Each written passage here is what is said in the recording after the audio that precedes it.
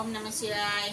હાલો મિત્રો, જો આજે આપણે પાછા ભેળ બનાવવાના છે। એકવાર પહેલા બી ભેળનો વિડીયો નાખેલો છે, મેં જોઈ લેજો। અત્યારે પાછા આજ રવિવાર છે એટલે વરસાદ ચાલુ છે એટલે ભેળ બનાવે ખાવાની ઈચ્છા થઈ ગઈ એટલે આપણે આજે ભેળ બનાવીએ છીએ। જો આ બધી ભેળની સામગ્રી તૈયાર થઈ ગઈ છે। ટમેટા, કાંદા, લીંબુ, આ બાજુ બધા પડીકા છે, દાળ છે, મમરા, ચણા ચટપટી, આ મોળા મમરા છે, આ મરચું ને આ મીઠું। ચાલો આપણે ભેળ બનાવીએ। પેલા થોડા મોળા મમરા નાખીએ, મોળા મમરા નાખીને પછી આ છે પડીકાના મમરા, એ નાખી દઈએ બધાય। પડીકાના મમરા નાખ્યા પછી આ ચણાની દાળ છે। ચણાની દાળથી સ્વાદ બહુ સરસ આવે છે એટલે આ 5 પડીકા ચણાની દાળ નાખ્યા। પછી આ એક ચણા ચટપટી છે, ચણા ચટપટી નાખ્યા પછી આમાં થોડાક આ કાંદા નાખી દીધા,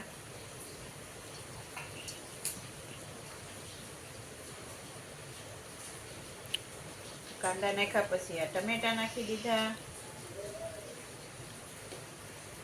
વરસાદ ચાલુ હોય એટલે નવું નવું બહુ ચટપટું ખાવાની બહુ ઈચ્છા થાય।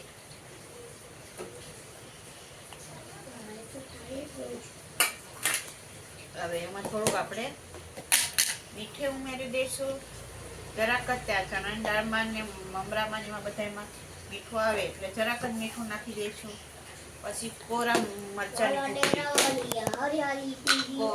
કોરું મરચાં ભૂકી નાખવાની સરસ। થોડુંક નાખીએ આપણે, કાવ્યાબેનને બહુ તીખું ન ભાવે એટલે થોડુંક જ મરચું નાખવાનું છે।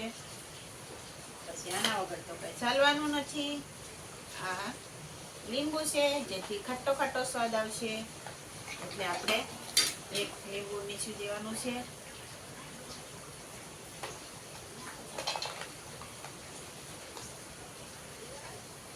હા એ હા, સરસ મજાનું લીંબુ નીચું દીધું છે। પછી આપણે આનું સરસ મજાનું મિક્સ કરી દેવાનું છે। પણ દુકાનમાં ગ્રાહક આવી ગયા છે એટલે આપણે ગ્રાહકને આપવા જવું પડે। સરસ મજાનું મિક્સ કરી દેવાનું છે। જોઈએ આ અમારી ભેળ થઈ ગઈ તૈયાર, અને બધા આવો ભેળ ખાવા।